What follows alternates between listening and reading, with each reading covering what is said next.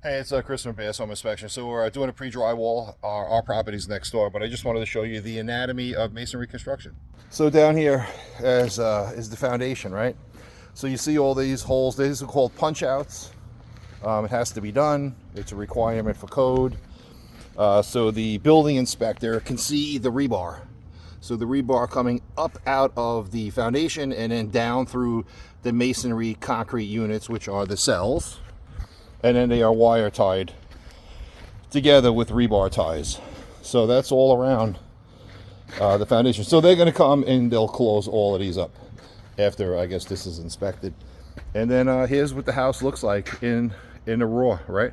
So this is just a poured slab, masonry block. There's no walls up yet. They're probably going to have some wood frame walls because of this wide span they have going on here. It's pretty wide. And here's all your PEX piping coming up out of the slab. So this builder used to run everything through the attic, but now they run it all through the slab, which is fine. You know, as long as it's protected and done right. You know, everything's connected, so it's all under pressure test right now. But this is what it looks like before the home, you know, the truss system goes up and then the interior walls. So it's pretty cool. Here's the garage right here.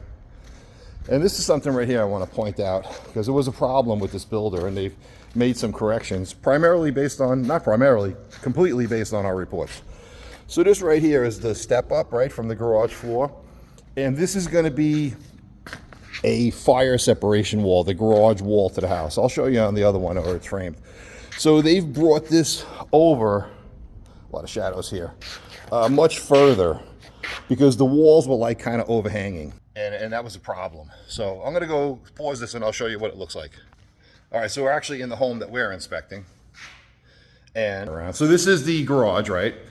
And this is the fire separation wall. So it's made out of, you know, metal studs, which is fine. But what I was talking about is right here, where the sill plate of the wall is placed. They were actually overhanging it beyond the footing.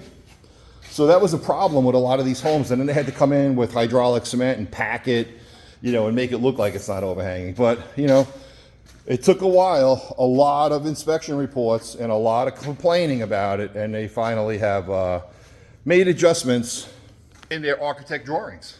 So we will take 1,000% credit for that Bears home inspection. It's the only reason why it got done. So as we saw the other home next door, this is the same model. So let me just here, Super Cub's over here milling around doing something.